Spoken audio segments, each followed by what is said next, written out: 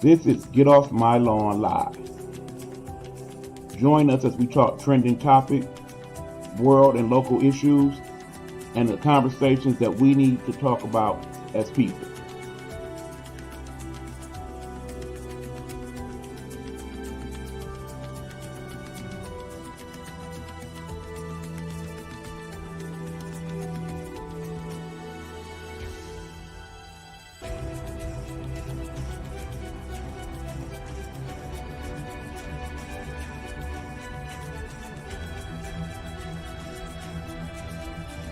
Get Off My Lawn Live is a Nighthawk Network presentation.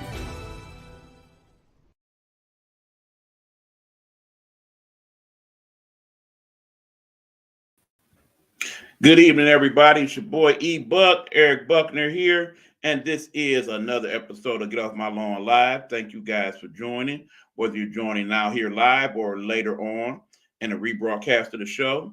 We appreciate you for coming through and checking out what we got going. That being said, I am here today to talk trending topics and also a couple other subjects. One of them will involve the situation going on at Oxford High School and what's the latest in that situation, as we've been keeping you guys abreast of it as we go on from week to week. But also the main topic this evening, we will talk about the recent lawsuit filed by one Brian Flores against the NFL. Now, for those of you who are not people who are fans of sports in general or the NFL, let me tell you, it is a very, very good reason why we're discussing that today on my regular show as opposed to the sports show, because it does involve other things in regards to our feelings of race and how we are being dealt with as a people. And I need people to understand fully some of the things that I'm going to talk about in regards to that. So all I can tell you is that some of the things that I may say in regards to that will be seen as controversial to some, but in the end, I need you to have an understanding why I feel the way I feel in regards to that subject and some of those that are similar to it. So that being said, we are going to get the show started. Of course, we are going to give you time to set up and share the live, get situated. And of course, I want to share it with others as well. So we're going to take our usual commercial break at this time, plug some of the other shows here in the Nighthawk Network. And when we come back, we will jump straight into trending topics and get into the show. So that being said, this is Get Off My Lawn Live.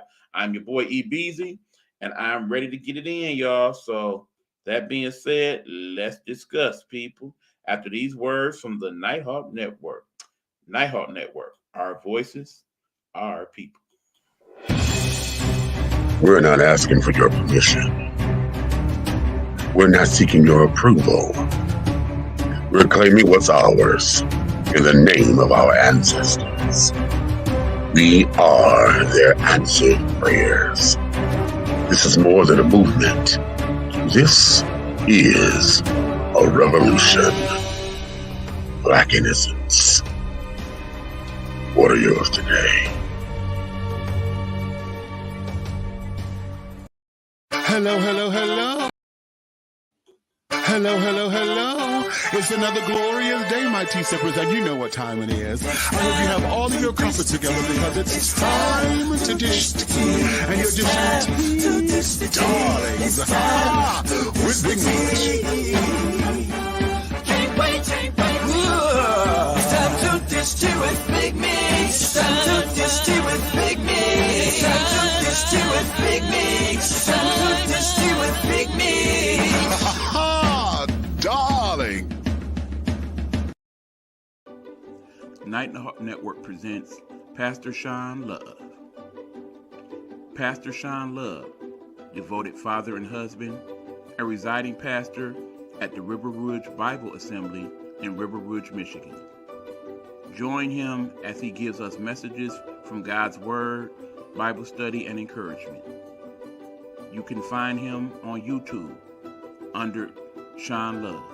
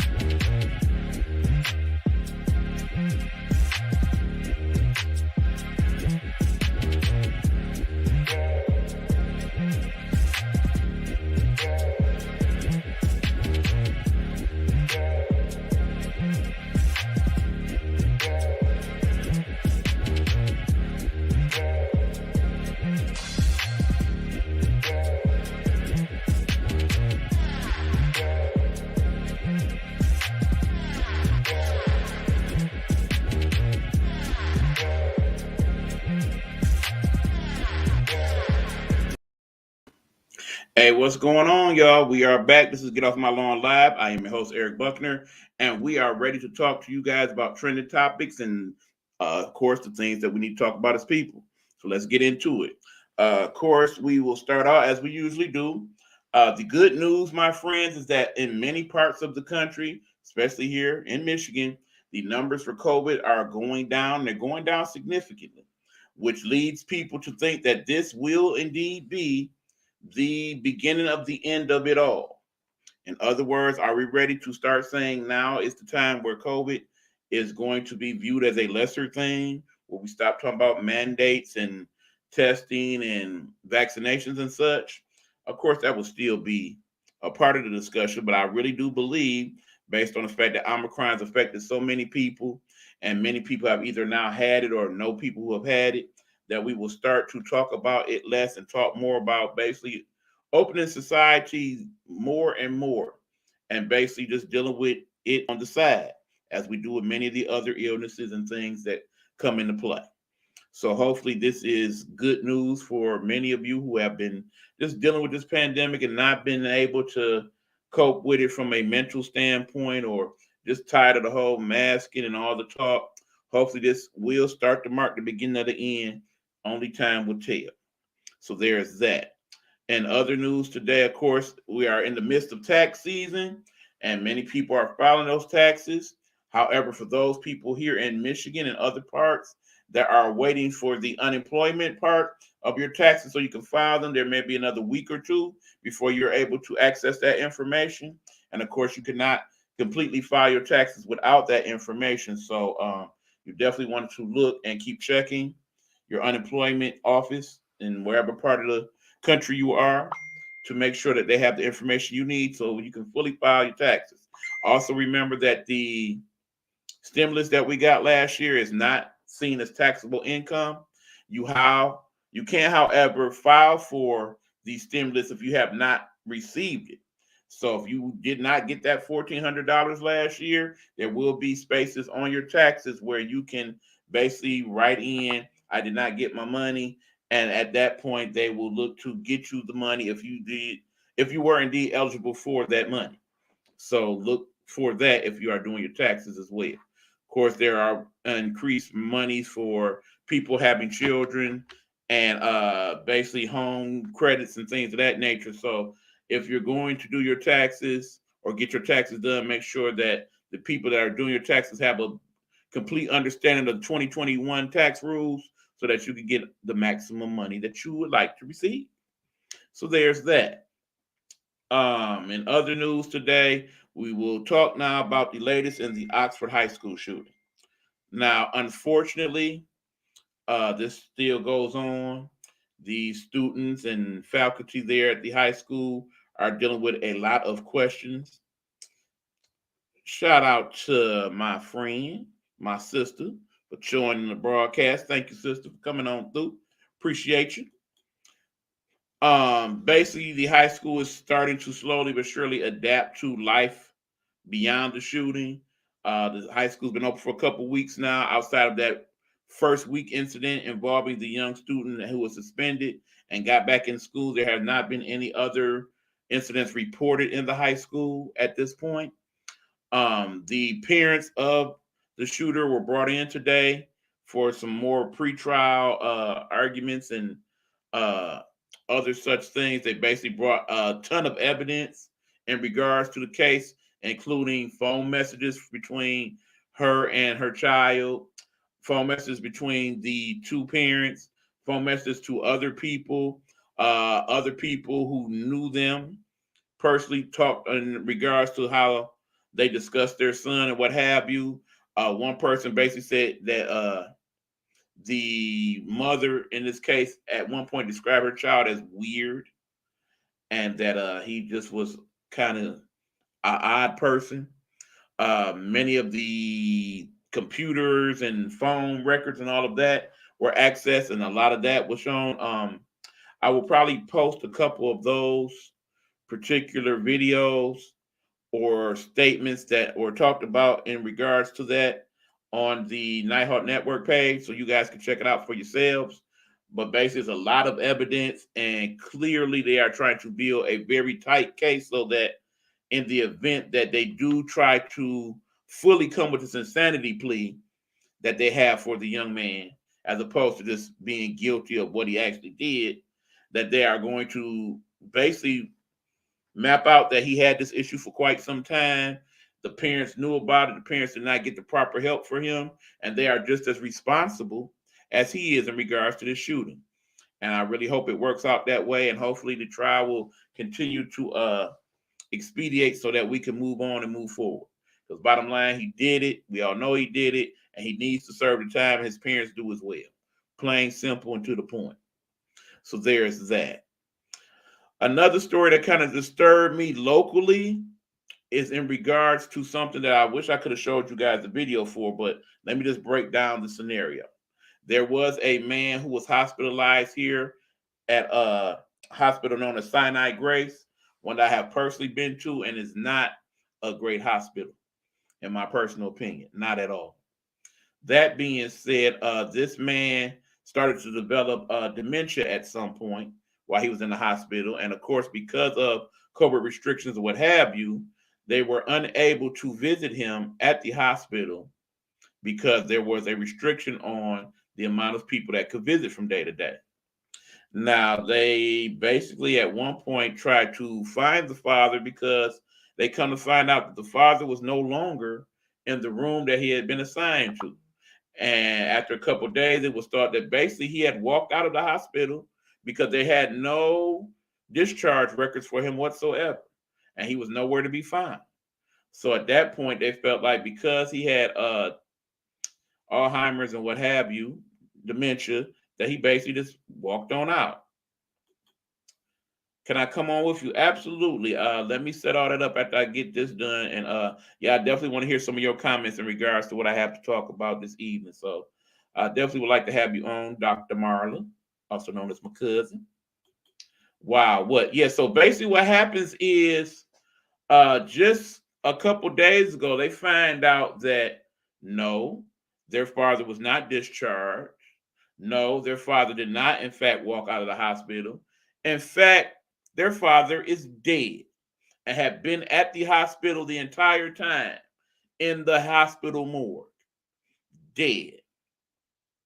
Not only was that the case, but they also later found out that not only was he dead, he had been dead several days before they were told he was dead. So when they were calling to check on him, they basically were given the, yeah, he's here, he's okay. But in actuality, he had already died at the hospital. And it took them over 7 days to finally find out that he was dead and was at the hospital the entire time. Now, needless to say, this upset me very much. If you ever had anybody hospitalized during this pandemic and had to deal with all the restrictions because of the fact you can't go to the hospital and see your people on a daily basis, that definitely would bother you.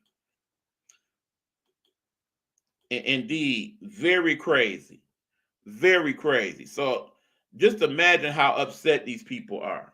Their loved one has died at this hospital, a hospital that has had a record of several bad dealings in regards to the pandemic. Remember, there was one point where the picture that went viral of this particular hospital had bodies piled up in rooms, in bags, one on top of the other, and had just been sitting there for days at a time, not in a morgue, not in a refrigerated truck, just basically laying in rooms. There were situations where other people have had people at that hospital and have been lost in the system to where they know they're in the hospital, but they don't know what room they're in because they didn't lost track of who was what. This hospital has been so bad to the point where there was a walkout at one point during the pandemic, as the nursing staff or whatnot just couldn't deal with what was going on there. They were being overworked and underpaid and the whole thing. So sad. My husband had this happen to a family member in Florida, and Lord knows how I feel about Florida. Don't even get me started with that. But this is Michigan, so it's not that it only happens in places like Florida. Apparently, it happens here in Detroit. Now, understand one of the concerns that I have is the fact that if something were to happen to me today, and basically I'm unable to speak or any regards, but basically the ambulance is called and they come get me, the hospital they would more likely take me to is the Sinai Grace, also known to people in the hood as Suicide Grace, because of the fact that many people go there for minor things and end up having major things, and some people go there with something that could have been resolved quickly and end up dying in hallways and such. Okay. At one point, my mother had a stroke and she was taken there, and it was hours and days even before they even put her in a room. She basically spent hours in a hallway as opposed to being in the actual room. It's basically for a situation to where we already are distrustful of the medical profession due to COVID and certain things. This is the worst case scenario that could happen to this particular hospital in particular, because clearly there is a lawsuit or two or three to be filed here. And bottom line is, it's probably in their better interest to just settle out of court because the evidence is just there.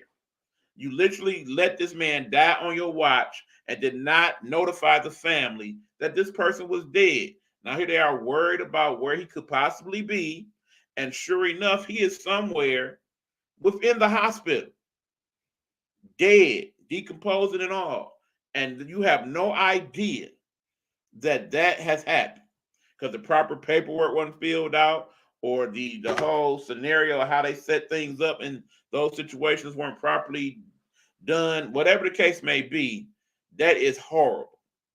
And they need to be reprimanded and called out even more so than they have been in the media, because these types of things cannot happen to anybody's loved ones. Because you best believe if that happened to one of my loved ones, I'd be up there and I'd be pissed. They'd probably have to arrest me because ain't no way I'm just gonna let that ride like that.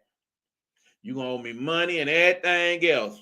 And we dishing out a couple butt whoopings on top of all that, because you're not about to do me like that. You're not about to do my family like that. That is, as you said, that is completely unacceptable. Completely unacceptable. These type of things cannot continue to go on. Absolutely not. Now, all that being said, we are going to have a special guest. I was actually supposed to have on my co-host from the sports podcast, Mr. Hugh Lee, this evening, but he had prior commitments. But fear not, we will be on tomorrow to do our Game Time Audible. But in the meanwhile, we will be joined by the one and only Dr. Marla Facey. As soon as I send her the link and we take these commercial breaks, hopefully we will have her when we come back, and we will discuss the major topic in regards to the lawsuit filed against the NFL and my thoughts on that. You will find some of them very interesting, so please stay tuned. No compassion for the dead or the living, absolutely. Just highly disrespectful on so many levels. But okay, let's go ahead and set everything up here, and when we come back, so we'll have Dr. Marlon, we will get into the main topic of the story. That is the lawsuit between the NFL and one Brian Flores. This is Get Off My Lawn Live. I am E Buck, and I am ready to talk to y'all about some things, people. It's Black History Month, but again, some of the things I'm gonna say, it may take you there. I'm just gonna warn you ahead of time. But all right, we will be back after these words. Hold on, y'all. Let me find what we need here. Wait for it. Here we go.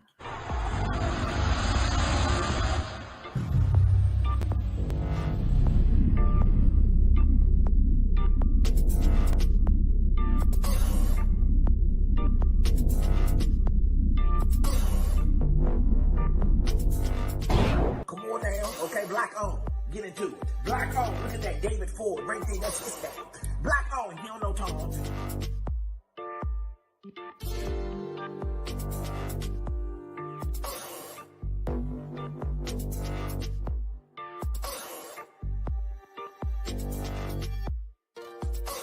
Look at that David Ford, that's his thing. He don't know Tom. Yeah.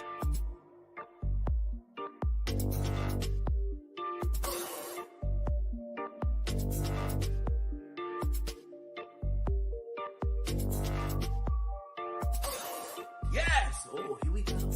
Oh, I can't see the Davis. I can't see the light. We are creating black luxury across this country.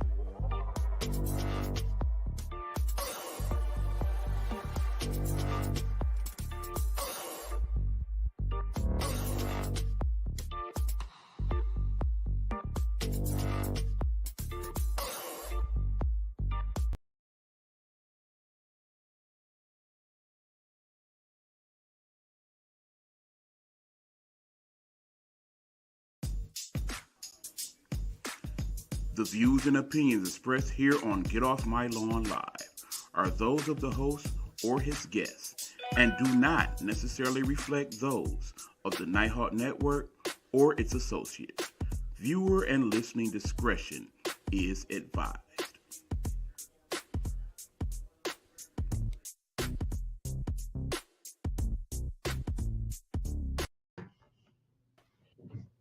All right, guys, we are back. This is Get Off My Lawn Live. There we go. That's what we want. And that beautiful young lady right there is the one and only Dr. Marla Facey from several shows, including, of course, the ones you are most familiar with, Monumental Moments in God's Word, and also No Weapon Formed Against Us. There she is, y'all. Thank you for joining us this evening. Hello, hello, hello. It's been a while. Yes, it has. Yes, it has. Yes. You have put in the comments that you don't know much about the NFL stuff. No need for you to know a lot about this one. We're gonna break it all down for you. We got you. I have an opinion though. Yes, you definitely will have an opinion. We know this for a fact, my friend. I was really what you just talked about real quickly though about what's going on in the hospitals. I have a really close friend of mine's husband in the hospital, and she left him all night, to go home. And when she got back that morning, he hadn't been checked in like hours. When she got in, he was clammy. He was 80, he's 81 years old. He was clammy and almost dead. And she was like, he's unresponsive. He's unresponsive. Now he went in with a stroke. Now they said, then they stuck COVID on it and all this other stuff that he didn't even have. They told him he had COVID. He didn't have COVID, put him up in the room. Next thing you know, he has COVID. I said, if you had COVID, it's because you gave it to him. Right. At the hospital. Exactly. Because he didn't go in there with COVID. So it's really been, and he's been in the hospital almost a month now. Wow. And it's really ridiculous. I mean, she literally is sleeping all night there now. Yeah, I understand. You basically get to the point where if you can't trust what's going on, you want to be there as much as possible to make sure that what needs to be done gets done. I get that. Mm-hmm. The sad part is, in normal circumstances, that wouldn't be an issue. Most hospitals would have no problem with you staying with your family member the whole time. But because of COVID and the pandemic and all that, it's a lot harder to get that accomplished. Yeah. Now she had to really demand it, because she was like, first of all, if I sleep in the bed with my husband, you know what I'm saying? And if he have COVID, what difference does it make at this point? Mm-hmm. You know what I'm saying? And that's really the route they should take when it comes to a close family member. If you live in the same home, why are they even making a big deal out of it? If you have COVID, you have it for that person anyway.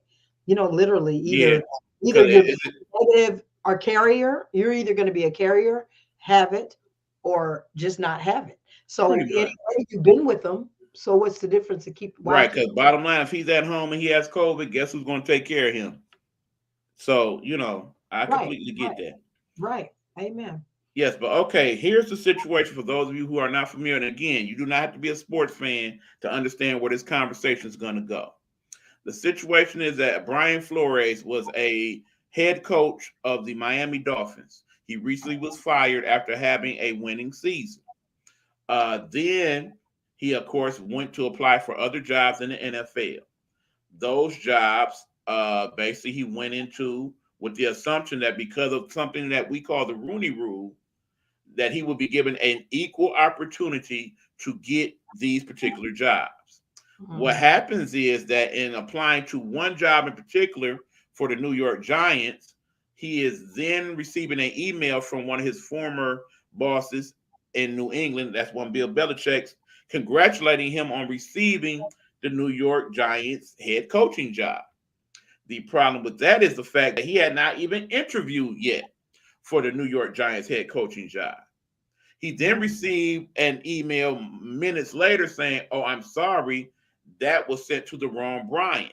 Actually, another person named Brian who applied for the job was the person he was congratulating. So what Mm. happens is he now knows that the job what he's about to interview for the very next day is already been given to somebody else, and that basically Mm. this interview is a sham, nothing more than just something to satisfy the Rooney Rule. Now, for those of you who are not familiar with the Rooney Rule, let me break it down to you right quickly. Uh, Hold on, I had it situated, but again, we still having some issues with some of the upgrades we need to make for the network. We'll talk about that after the show, cousin. Okay. But in essence, the Rooney Rule, people. The Rooney The Rule. Rooney Rule is a National Football League policy that requires league teams to interview ethnic minority candidates for head coaching and senior football operation jobs. In other words, general manager. It Mm. is an example of affirmative action, even though there is no hiring quota or hiring preference given to minorities. Now, understand the National Football League has 32 teams. And at this point in time, when the lawsuit happened, there was only one black head coach, just one Pittsburgh. out of the 32 teams. Understand Pittsburgh. that there were 9 positions that opened up this year in the Wow. National Football League. And of course, all 9 of those teams, according to the Rooney Rule, in good faith, are supposed to hire or at least interview at least one minority person for Mm. these jobs. Now, what people don't know is, first of all, the Rooney Rule is basically enacted in 2003. Since that time, there was one point in time where the NFL had 8 black head coaches out of the 32. That only lasted, obviously, for one season. On average, now there are between 3 or 4 black head coaches, and on average of those black head coaches, the average work life, if you want to call it that, has been 2 or 3 years, as opposed to their white counterparts that usually get an extra year or two to make things happen. Yeah. Yeah. Yeah. So that's problem Mm. one. Problem Mhm. two, you have to remember right now there are no black owners in the NFL. There are no Hispanic owners in the NFL. Technically, there is one minority owner, Mr. Khan. Khan, who owns the Jacksonville Jaguars. He is not Anglo-Saxon, but basically is not actually considered a minority owner, though he technically is. That being said, that particular owner, however, has hired a black head coach for his organization. And of course, as we know today, the Houston Texans also has hired a black head coach. So that now gives us a total of 3 out of 32. Here's where the problem lies. First of all, the NFL is comprised of over 70% black people playing in the Playing. NFL. Right. Right. That's not Mm. counting any other minorities that also play in the NFL. So a good 3/4 of the league are people of color. So that would be African American, Asian American, Hispanic American, Samoan, whatever you consider to be people of color. Those people primarily make up the National Football League. Now, understand, we go back some 40, 50 years, we Mm. just start to have people of color in the National Football League, a league that is over 80 years old now. And then, of course, there was when there was not an NFL, but there were still football leagues where many of the big high profile schools, like, say, in Michigan or Notre Dame or whatnot, played college football. And, of course, there were no black people on those teams. Of course, there's the stories of people that yeah, they didn't look black, but they was black. We all know those stories. Or at least if we don't, we should. But nonetheless, the problem that we have now is that here we are in this situation where we have this lawsuit that was filed by an African American coach. All right, we got Road checking in. What's going on, Road? And of course, at this point, he is 40 years old, applying to be a coach in the National Football League, but has sued all 32 owners of the NFL. So, of course, this is a death warrant for him. There's no way he gets a head coaching job in the NFL ever again after suing them. We know this. He had to know that when he filed the lawsuit. But also, that being said, the last thing the NFL wants is this black eye to where they start to lose countless amounts of dollars from advertising and television and what have you, because now they are seen as a racist league, particularly when you have the majority of people in the league being Mhm. people of color. Mhm. Now, the other part of the lawsuit that makes it even that more interesting is the fact that he also claims that the person that he worked for in Miami, the owner of the Miami Dolphins, who is a person from this area actually, told him at one point that, yeah, I would like for you to lose games on purpose because we want a higher draft pick. And if you do that, we will pay you $100,000 per loss. Allegedly. Allegedly. Allegedly. Okay. Got to throw that in there. Allegedly, this happens. Yeah. Now, since this lawsuit, there's another former black head coach that came out and said that his organization, the Cleveland Browns, also wanted to have him lose games purposely, allegedly, allegedly. Well, that's probably. And he is adding to the lawsuit as well. Mhm. Now, question one, people, is why is this so important at the moment? Well, think about it. Remember, as I read in the explanation, this is supposed to be basically the NFL's version of affirmative action. You know why we have affirmative action in the first place? Because there were many years where people of color who basically were fully capable of doing the jobs that they applied for would apply for organizations and companies and whatnot, and their application would be on that pile on the top. This is your guy, George Johnson. And then when George Johnson walks in the room and has that beautiful brown tone like me and my cousin have, anything he says from that point on is pointless. He might as well basically came in a Bozo the Clown suit, because as soon as they saw he was black, it was a wrap. They were not going to hire him. And we all know that that is a practice that is straight up morally wrong. However, however, I got to discuss this. And then I'm going to let my cousin chime in some before I get to the real things I want to say. Once Mhm. upon a time, there was a little black boy named E. And I applied for several schools, Easy. and some of them I got accepted to. One of the schools I got accepted to was, of course, the school I desperately wanted to go to, University of Michigan. I was one of only three students in my whole high school that year that got accepted to the University of Michigan. Understanding that I live here in Detroit, a predominantly black city, and went to a predominantly black high school, Frank Cody High School. Shout out to them comments. That being said, um, when you look at my overall GPA and my extracurricular activities and whatnot, as opposed to your average student at the University of Michigan, I did not meet up to those criteria. Not even close. How do I know that? Remember, I ended up going to Eastern Michigan, just a few short miles away from the University of Michigan. So I had several friends at Michigan. And when they told me what they did in high school and what their GPAs was and what have you, it was like, how the hell did I get in? I will tell you how I got in. Affirmative action, people. Mhm. Plain and simple. Now, could I have went to University of Michigan and graduated? Ain't no doubt in my mind I could. If I graduated from Eastern, I could do the same at University of Michigan or most of these other schools. However, because I did not have the educational opportunities that some of my white counterparts had in Mhm. terms of being able to do high school internships and have scientists come into the science lab and teach us stuff that actually work in the field and things of that nature, like other high schools had.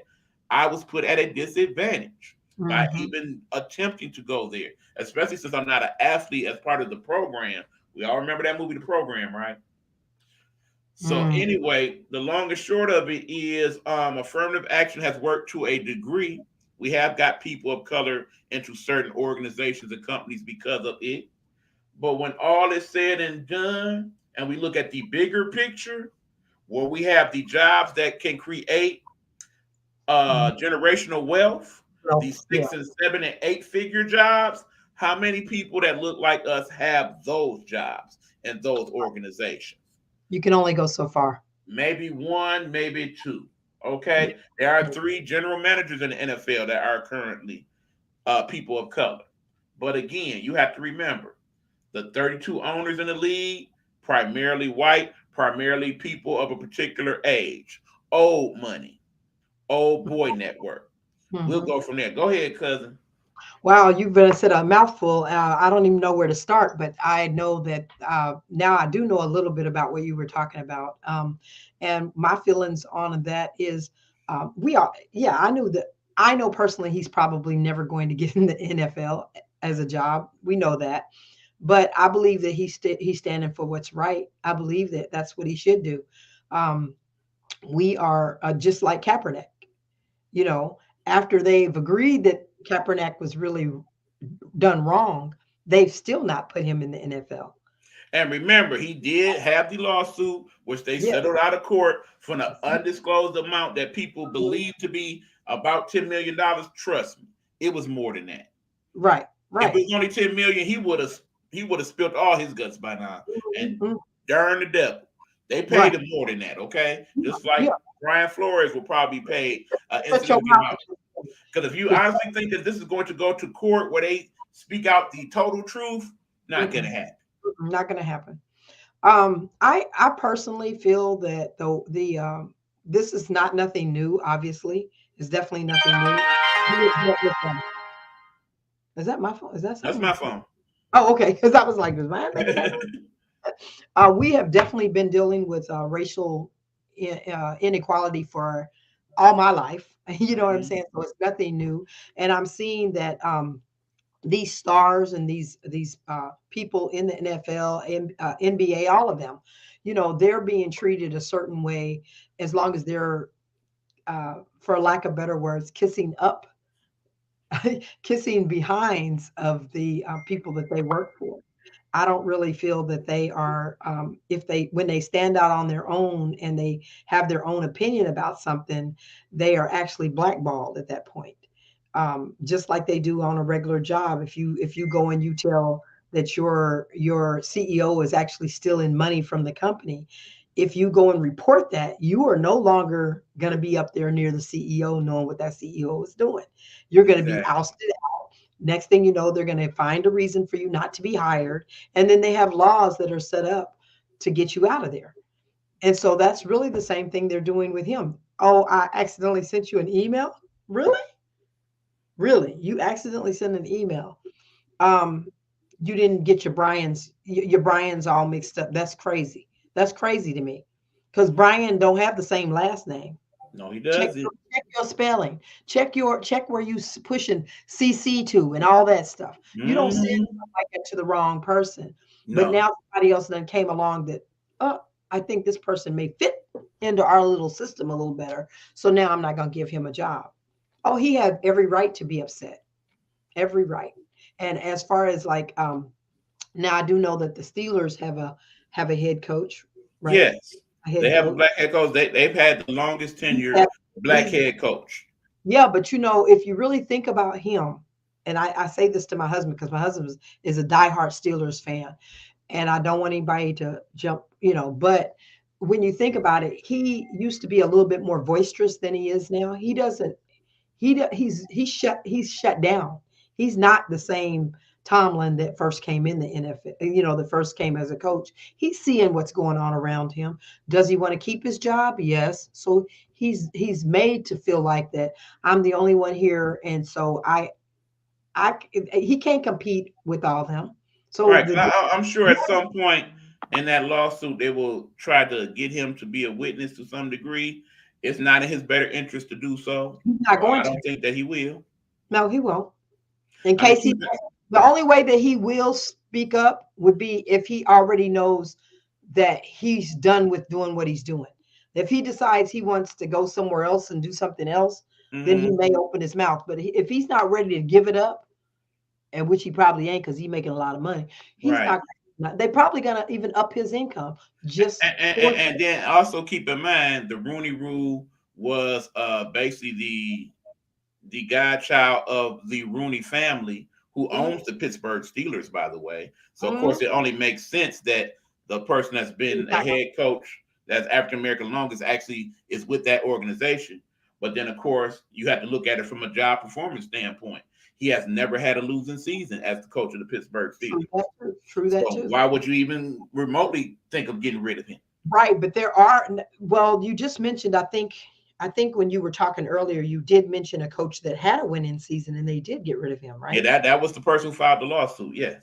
So I was okay. So why would you get rid of somebody that has a winning season? So what if they don't make it to the actual what do you call it? What do you call it? The playoffs. He may not make it to the Super Bowl, but if they have a winning season, why would you get rid of that coach? Under normal circumstances, you would not. You wouldn't. But if you are a person that was not happy with that person because they didn't go along to get along in the first place when you asked them to lose games, not to mention the fact that you are a person of color and the lose I game, feel some type of way about that. Yeah. The lose part game. I mean, the lose game part. So they're actually throwing the games. Well, no, that's what he alleged that he was asked to do. Right. In order to get a higher draft pick so they can in turn change the that franchise. makes, I mean, I'm not saying it's right, but that makes sense for them to do that. So so he wasn't about trying to cheat to get it.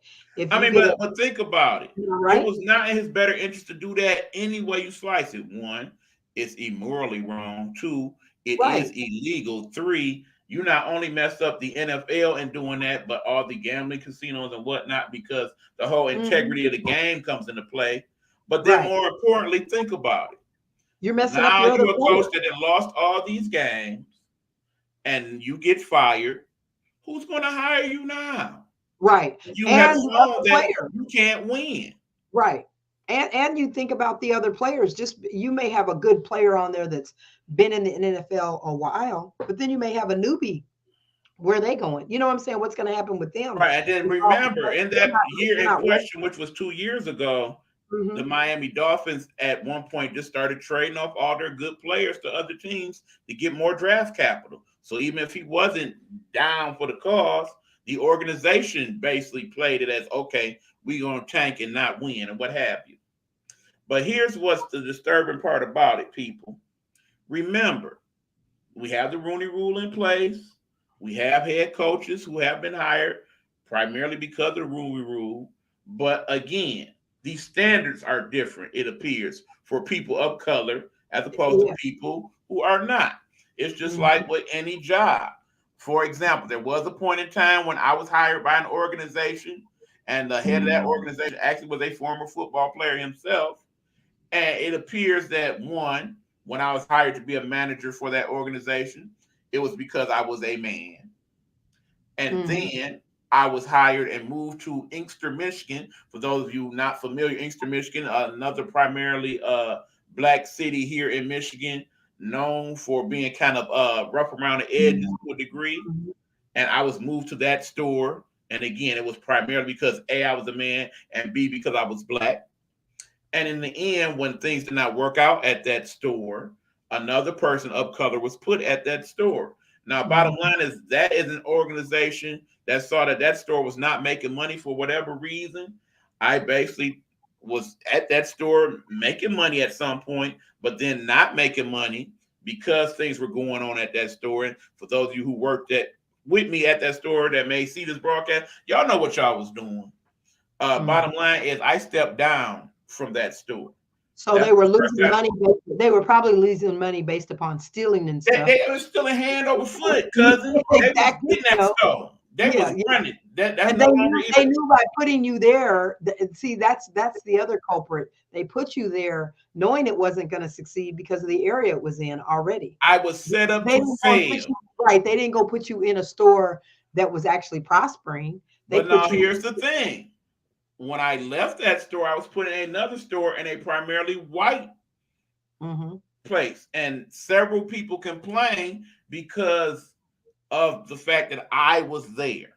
I was not told that by the organization, but I found that out through other people within the organization. So for those of you who wonder So you why I get it on left the both way I ends. left, that was part of the situation as well. But you get it from both ends, and that's the thing about this kind of stuff. It's really, you're either going to be disliked for this reason or disliked for that reason, and there's really no happy medium. You're just what's that you're You're, guilty because you're black. You walk, which leads to this bold statement, really because what it is. you have shown that you understand why I'm about to say what I'm about to say. Mhm. It's time to get rid of the Rooney Rule. Period. Oh yes, It yes, does not work. And see, some people saying, yeah, we need to get it and replace it with something different. No, no, I no. say we need to get rid of it altogether. You know why, people? Let me tell you why. As long as you have separation, though, see the thing about it, and I don't mean to cut you off, but as long as you keep separation there, no one is ever going. We're not going to never get better. We're not going to be able to extend and do better in our lives as a culture of people as long as you keep rules in place like that. That's like the voting and everything else. We want everybody to go back to 1950. We should be moving on Well, forward. see, and this is part of the conversation I really want to get to. Okay, this is all about economics. Make someone the scapegoat, then throw them under the bus so they can get a new team or the person they really wanted. Now, here's why I say we need to get rid of the Rooney Rule. The same Oh, reason why, to a degree, we need to get rid of affirmative action.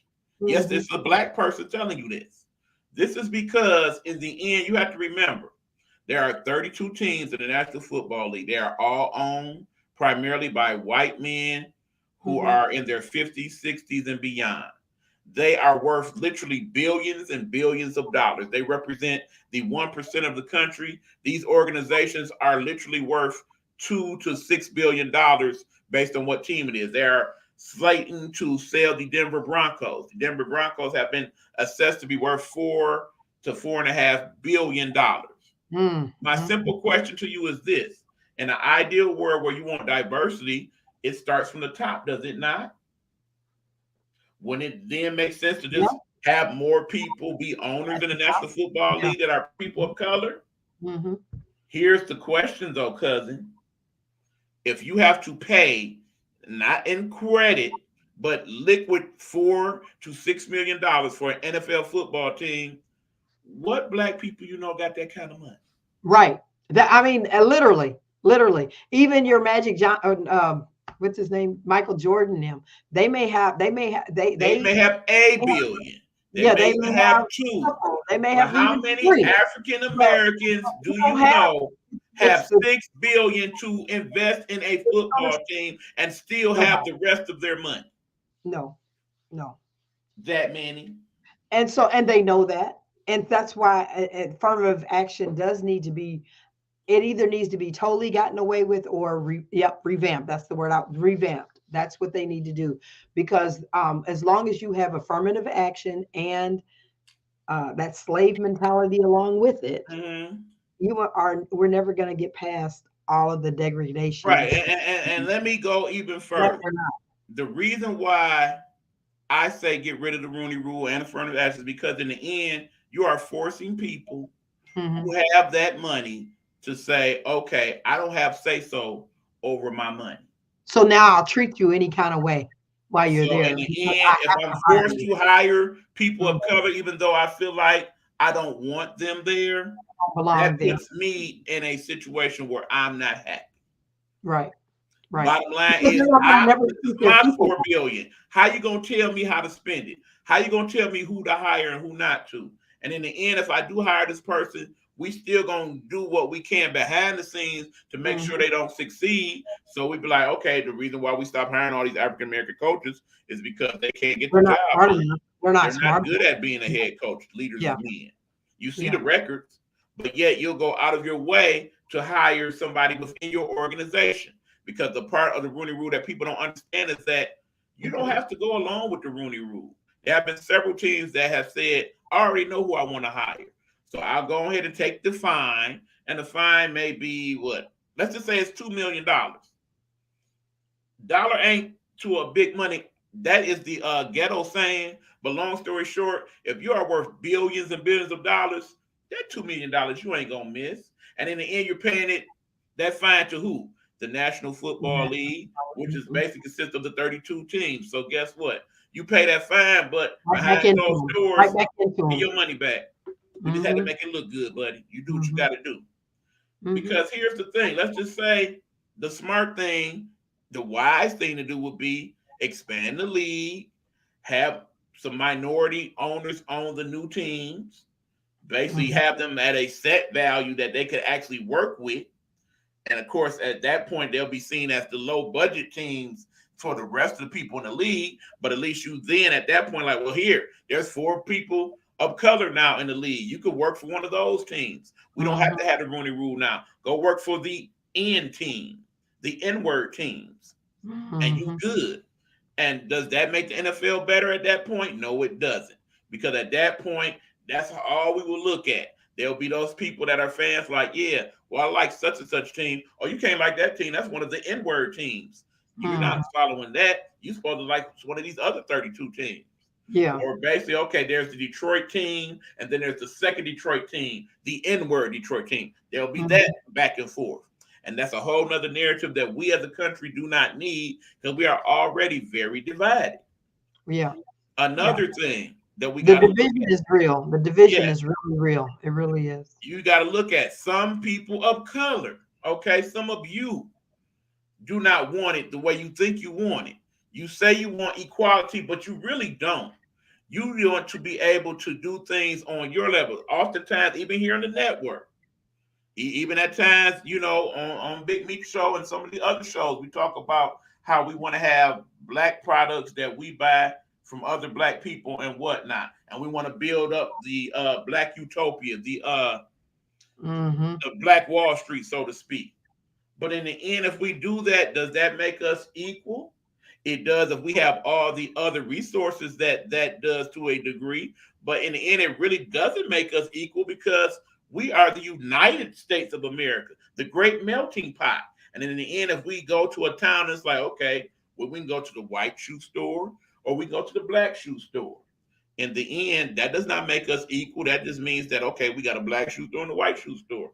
In the end, when all is said and done, people will look at it as like, okay, well, that white shoe store, if something happens, that place burns down, they have all these resources. Meanwhile, the Mm-hmm. black shoe store does not have That's that all same we have. resource because Right. they don't have that relationship with the white bank because they only been dealing with all the black people and all the black banks and situations that clearly will Mm-hmm. not have the type of money that the white counterparts had. Because remember, those go back to generations and generations of not only wealth but relationships.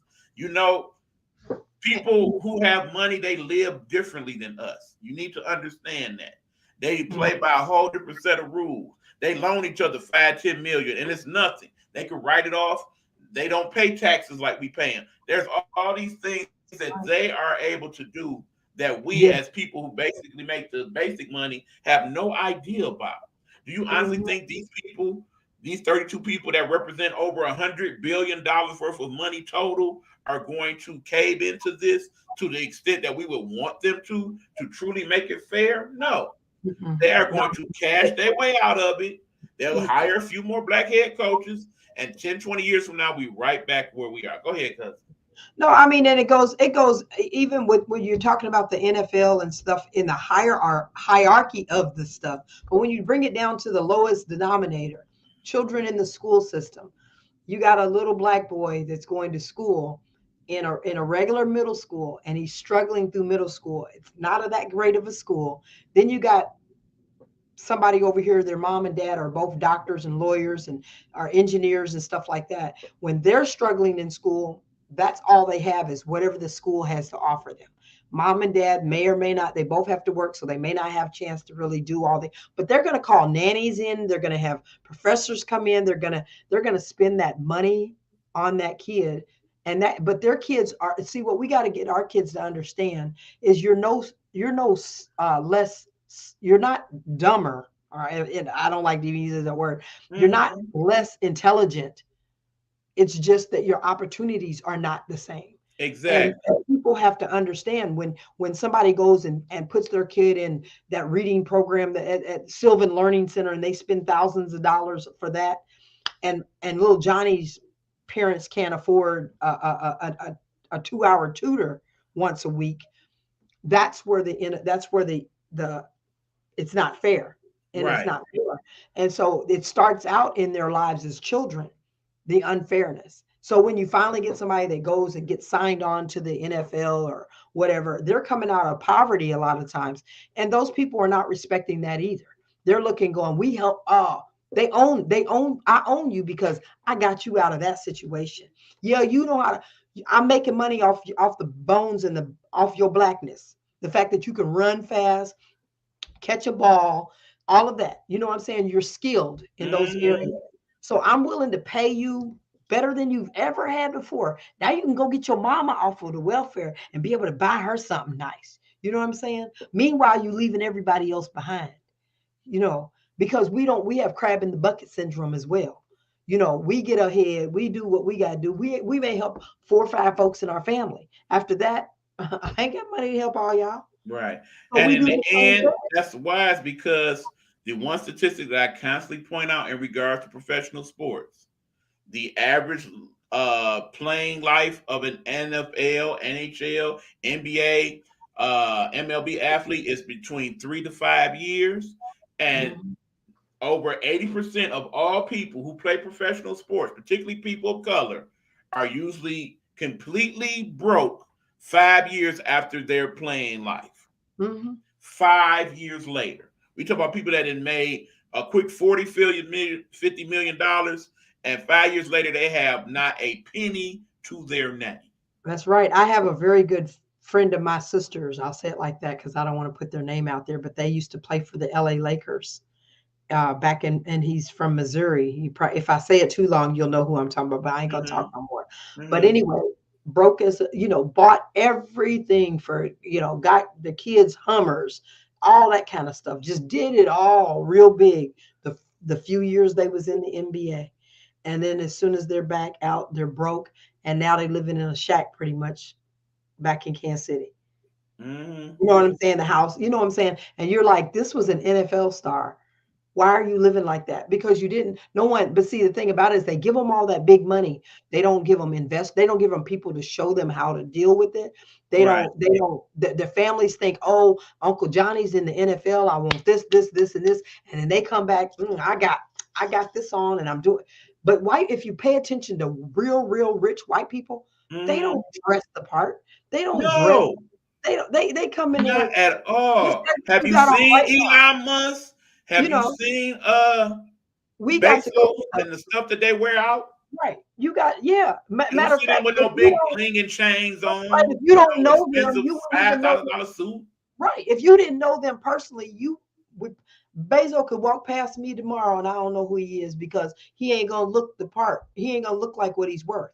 And Exactly. we have a problem in America, and it stemmed from back in the day. That we come in with I gotta have the nice rim, the nice hat, and we gotta Right. dress to a T. But we weren't teaching our children that, you know what, we don't need these things, but we need to invest. We need to buy property. We need to, right now I'm sitting up there going, my kids, I tell my kids, don't, I own my own house. We owned it I think my first home I got like when I was 28, 27, 28, something like that. Own your own homes. Why are we still renting in apartments? Own your own place, Right. because they can't, and even if they try, they can't put you out of that. They may, if you don't pay your bill. But what I'm saying is Right. you got to start out doing that, and we got to teach the younger people, instead of investing in all of that smoking weed, smoking all your money up in weed. Right. You know Exactly. what I'm saying? We got our priorities all mixed up. Okay, Exactly. Snoop Dogg can afford to smoke weed 24/7. But you ain't where Absolutely. Snoop Dogg is. So stop using Snoop Dogg as a way to spend your money. Mm-hmm. As a reason to spend your money. Invest in your money. Use your money and go out there and get property, buy something with your money that you can't just get it taken from you. Now you can if you don't pay your bill, of course. But I'm saying Right. we gotta train them young because they don't get the same opportunities. They Right, don't- exactly. Because remember, in the ideal world, you want everybody to be seen as equal and be on an equal plane. Right, The but way we know that America is presently set up, it it will will never never be. happen. It will Bottom never be. line, there's that darn slogan, make America great again. When were we Mm. ever For great? who? When were we ever great when we have problems with sexism, ageism, Race, racism, and classism. sexuality? Those things keep us from being great. Right, That is why we will never get there until we resolve those issues. And the way America is set up, where the 1% truly runs things, not only in the corporation world, but in Congress as well, through the lobbyists and what have you, right, we're not going to get to that point because there's not enough people that look like us that have the cachet to make those things happen with our right, money. right. Now, there are some people, the Then you people that got we your really, people on the Supreme Court that they done bought out for so many years that that person he has to go against everything regardless because he's been bought with a high price, Mhm.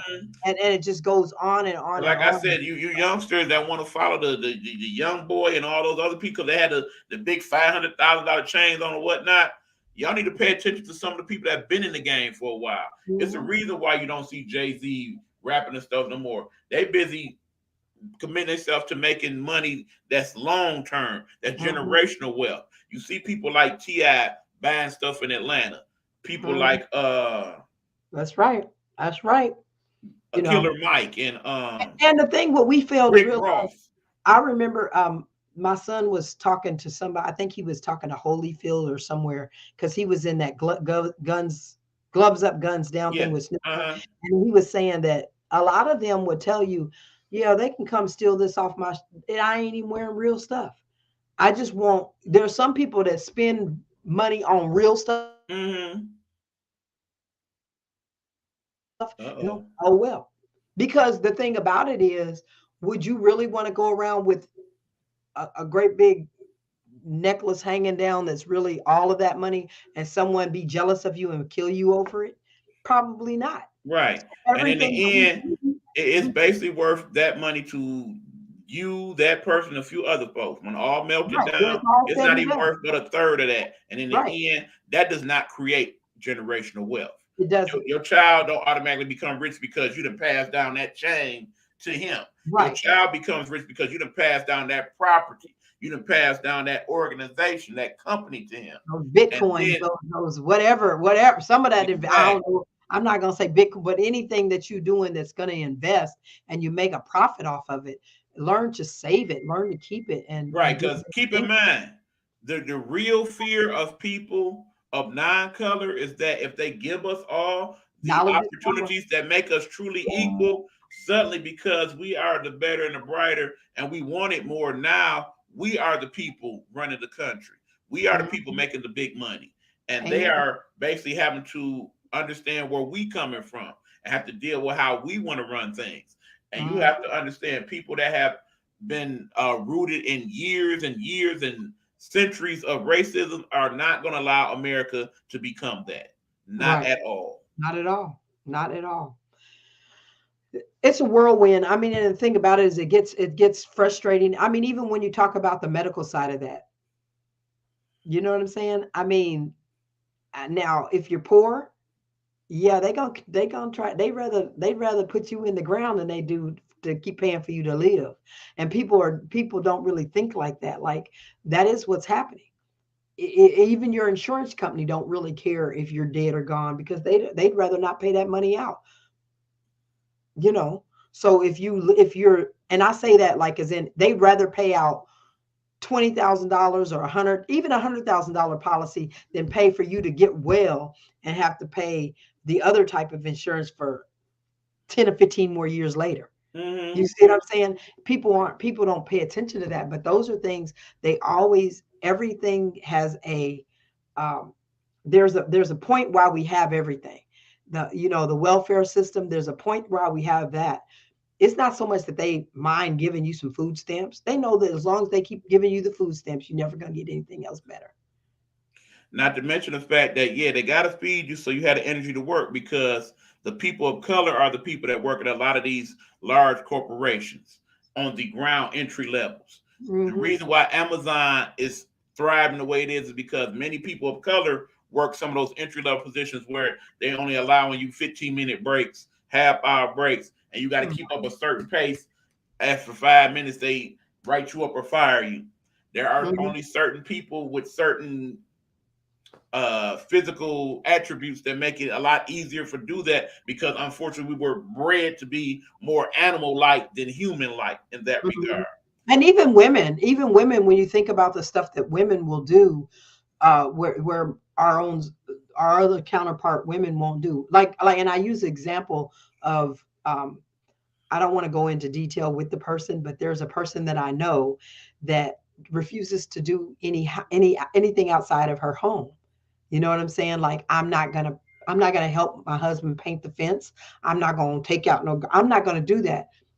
Of another persuasion, right? But then I she come over to my house and I can do all of that. I'll set I made a deck with my husband. You know what? So it's like I'm not too good for any of that stuff. I Mm-hmm. will work to have what I gotta have. You know what I'm saying, or what we want. But they won't. They just expect that man to do it. Right. You know, And and part of why I'm single you now must is be because crazy of because that. your husband got you out there doing it. Like, Hmm. you painting that, you're helping paint the walls in the house, you know. So I don't understand. I mean, I do understand, but it goes back from even just the mindset that people have. We have to change our minds. We have to change our attitudes. We have to change all the shaking your butt and doing twerking and all that kind of stuff. Is We your got to mind is in the understand wrong where place? the real power lies. Because Right. understand this the reason why Biden's president is two things. One, we had COVID, and that made more people become involved. And two, more importantly, the people that got Biden in office, people want to say, yeah, it was black people. Yes, it was black people to a degree, but more specifically, it was black women who got Biden in the office. That is Mhm, why, out mhm. of all the campaign promises he has made, the one he most definitely has to keep is putting a black woman on the Supreme Court. Because guess what, people? When all is said and done and you break down the numbers, more women vote than men. Mhm. Crazy as that is, because remember, it was just 100 years ago when women didn't even have the right to vote. And Mhm. when they did get the right in certain places, they still did not count theirs as a full vote. Right. Probably Amen. still to some smaller degree in some of those townships down south. But all that being said, is does the court represent America as it stands now? Yes, there should be a majority of people of non-color on the court because the majority of the country is people of non-color. But we Mhm. also got to remember, America's also 15% African American, 19 to 20% Hispanic American. Then we also have Right. people who are people of Native American. We have Asian Americans. We have Arabic American people. Are all those people represented on the court? So when we talk about should we expand the court, I think we Mhm. should because of that reason. But I Right. Right. also think that when all I is agree. said and done, it should also be represented by who actually votes. Bottom line is Detroit is upset because of how they have changed the districts, but guess what? Part of that is our fault. On Mhm. average, Detroiters vote 20 to 40% of the city votes on any election. And this Mhm. last election for mayor, less than 25% of Detroit voted. And of course, of that 25%, most of them were people 40 and up. Mhm. So for Mhm. you young people that don't Yeah. understand why your vote don't seem to matter, that's part of why. But guess what? When it was time to approve for them legalizing the weed, y'all came out in droves. To this day, that Mhm. was the highest uh, voted election of any in the last 20 years when that was on the ballot. Mm. Yeah. That's crazy, but that's true. It's true. Right. So yeah, like I said, for the little power that we do have as people of color, we're not even utilizing that correctly. Because they don't but see, a lot of it's also because they stop they you don't have trust in a system that they, because see, we think, I don't even know how to quite say this. In our age group, we still feel like that the system can change about certain things if we do certain things. But in the younger generation, they feel like ain't nothing really never going to change. So I got to take what I can get right now and forget the rest. And so that's where they don't really care about voting because they have the mindset like, I don't even really have to go get a job anymore. I'll just make my own way of doing my own thing Mm-hmm. and I'll make what I got to make.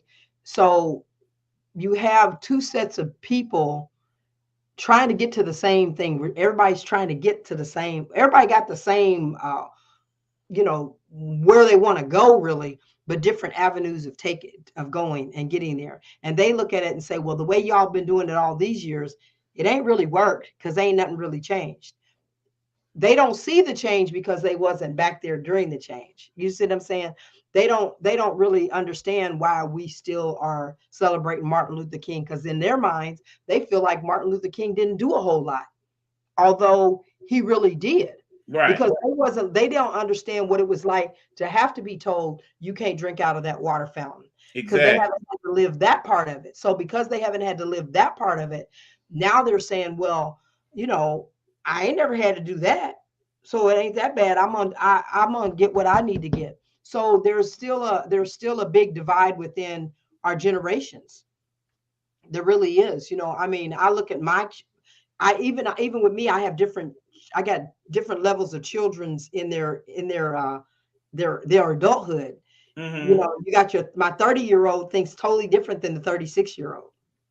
You know what I'm saying? Right. Even though that's 5 years, a little over, But that's right around that time. So it's yeah. around that time. And so you got different thought patterns going, and you're like, where'd you come from? Where did you really come from?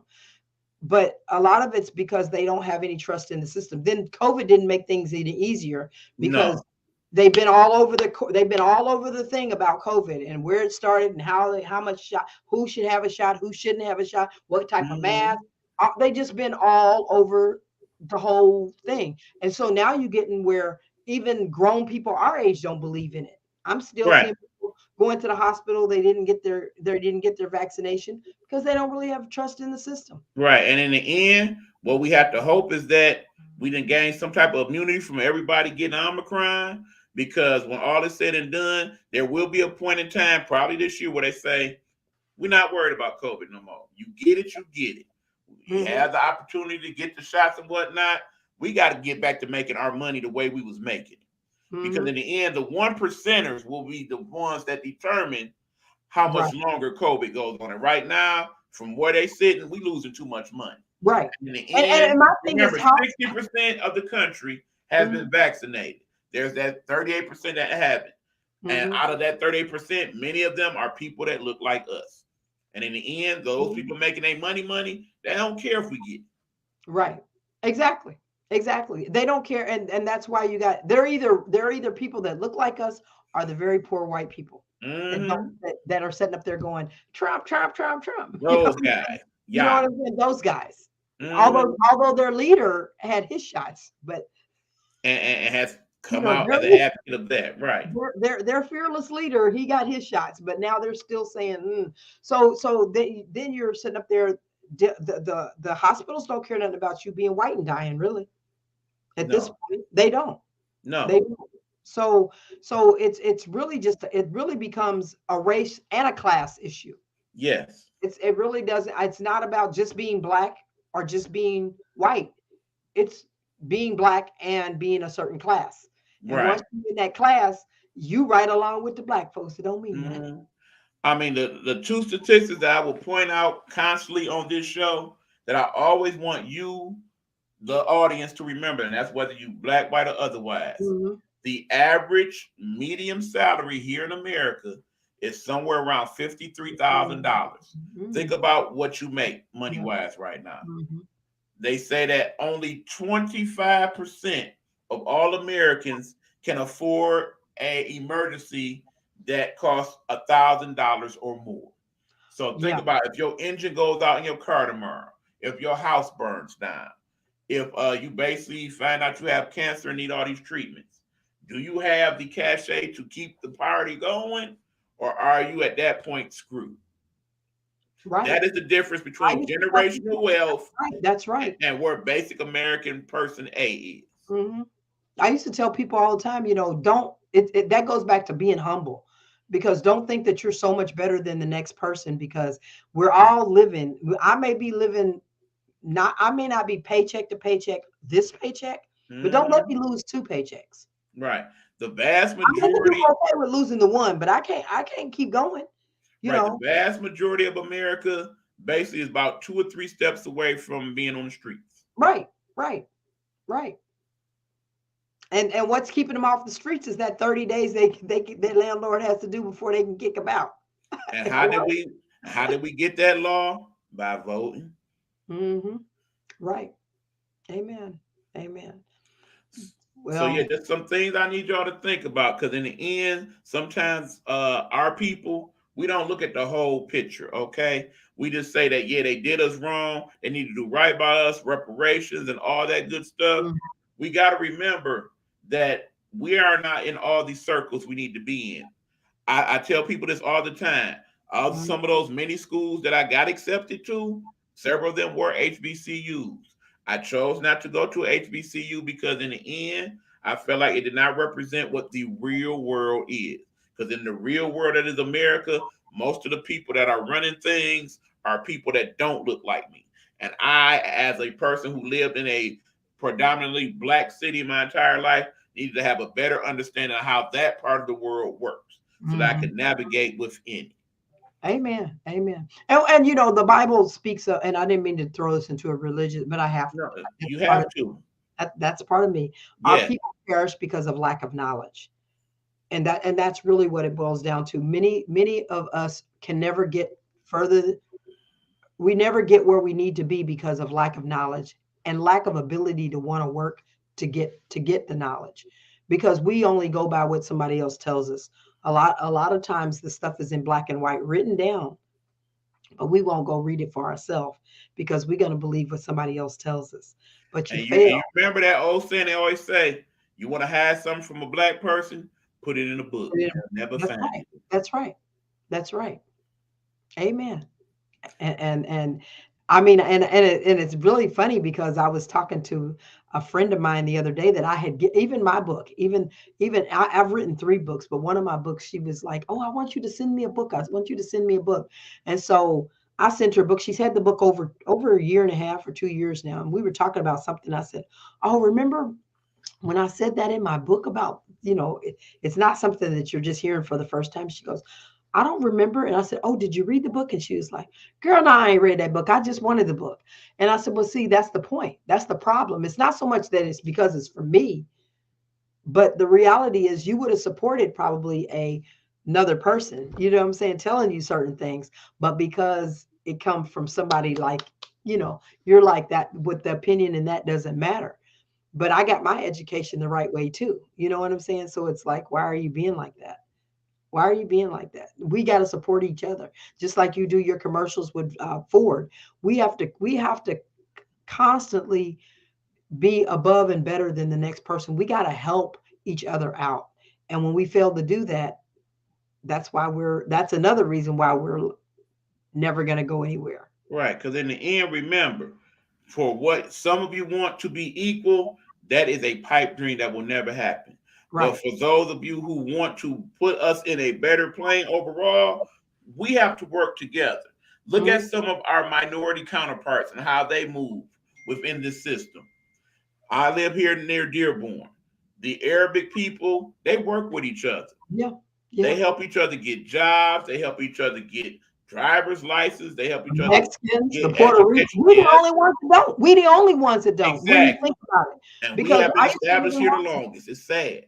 That's right, because I used to live in Washington State, and the Russians used to what are those people called? Ukrainians? The Okay. Ukrainians used to come over by the groves. Now see, and that's the other thing. Oh Lord. The Ukrainians could come over from where they come from and never have a problem with being in the United States because they have the white skin. But you go and you try to get somebody from Jamaica or Uganda or somewhere, you know, they put them through this whirlwind of stuff, tell them that they can't visit the United States, they can't come over here, whatever the case is. but they don't question the Ukrainians coming over at any point. No. And so you, even when it comes to being ethnically, I don't want to say less than, but you even see that with our culture of people. It's okay to, they're all foreigners. They're all foreigners, right? We're Americans, Right. born and raised here. Mm-hmm. But they will still get better treatment than us. And they, that's why Trump used the SHIT, whole country. He said Right. that. But in reality, if all those people's country was that great, would they be coming here? Exactly. I'm And just that being said, I hope everybody is I'm just saying. taking notes of all the crazy things this fool has said over the years. So when that time comes, another year or so from now, all Remember, I need Biden to do is like, I ain't even gonna say nothing. I'm just gonna play this video and just play all the stupid stuff he said over the last 46 years. This is why he shouldn't be president, and just walk off. End the well, discussion. and I know you get ready to go, but that's the other thing. When you think about a president, twice impeached president, Yes. why would you even, I mean, with good sense, why would you ever want a twice impeached president to be able to run again? Like, And go back through who, all who, that stress and anguish. who would ever? I mean, like, that makes no sense to anybody that would really want to vote him back in. I don't care Right. if you didn't like him or you were a follower of him. It's like, do you really want to go back to all of that chaos? We're finally kind of calming down Mm-hmm. a little bit, but do you really want to go back to that? I just don't make no sense to me. I do not. And Now, what president have you? I mean, what president got away with the things that he got away with, and still lived to see it again?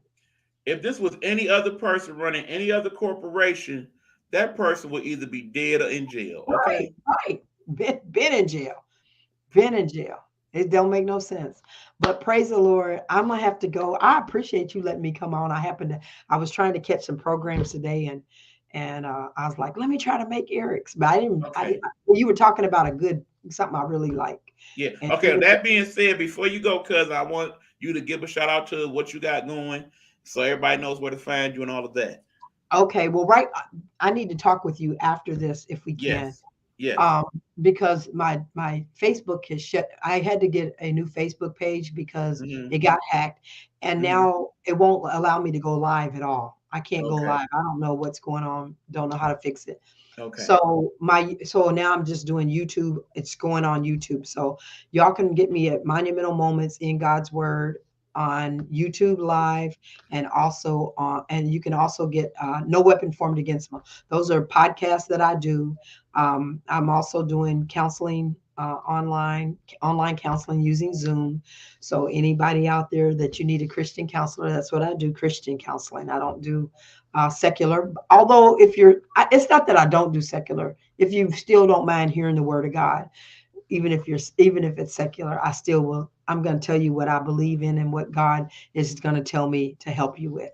But at that being said, I am very excited what God is doing in our shows, and thank you for allowing me to come on. I appreciate it. Absolutely. Always a good conversation with your own cousin, pretty much as anybody else in the Nighthawk Network. Now, again, we're going through a transitional phase here in the network. I've been having some technical difficulties with certain things, but also, as you guys know, I'm constantly learning new things and technical stuff and whatnot. And as I'm learning, I'm upgrading things in the network.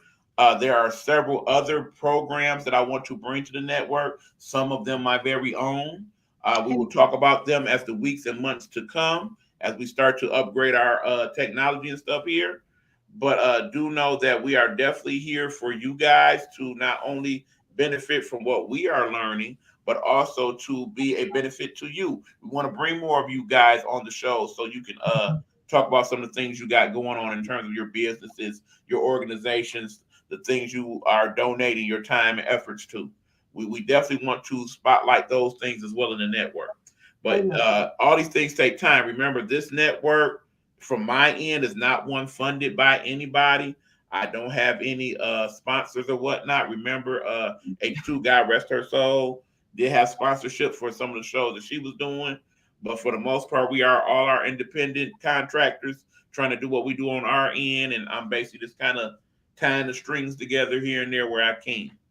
So you Amen. got to give me some time to make the money because other bills got to get paid around here. Okay, I'm about to put all my business out there, but yeah, it's a bit of a struggle here in the pandemic, but we getting there slowly but surely. Yeah. Yeah. But that being said, You thank cooking you. good food? Huh? Was that? I said you cooking that good food I see on your Facebook. Yeah, and even that serves a purpose. We'll talk about Amen. that in a minute. But that being said, people, we about to head out. Thank you so much for checking out the show this evening.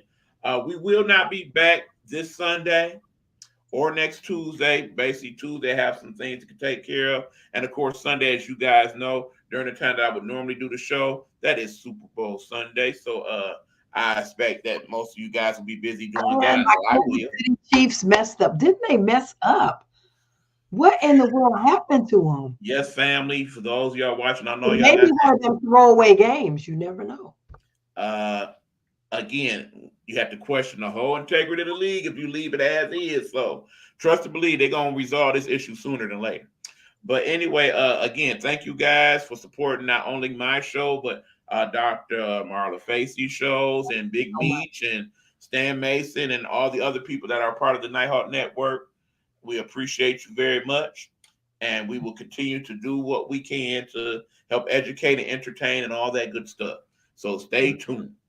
Much more to come in the months and years ahead. So that being said, we about to head up out of here. Again, thank you to my guest this evening, Dr. Facey. Any last words before we go, cuz? Nope. I just say that you all keep your minds in Christ Jesus because he's the only answer. So outside of that, that's all I got. And remember, y'all, the pandemic is starting to kind of come to an end, but we still ain't there yet. Please do the things you need to do to be safe and look out for you and yours, because some people they taking these decisions out your hands, and in the end, you want to come home like you left, safe and disease free. So do what you can to make that happen. Stay prayed up as well. You all know that counts. So let us head on out. This is me, Eric Buck. Get off my long live. I will see you guys in a couple weeks, y'all. Or actually, we'll see you tomorrow for a Game Time Audible. That's a whole nother broadcast. That ain't got nothing to do with this. So we'll see you there. I'm about to hit you up right after this, cuz. All right. Take care. Bye-bye.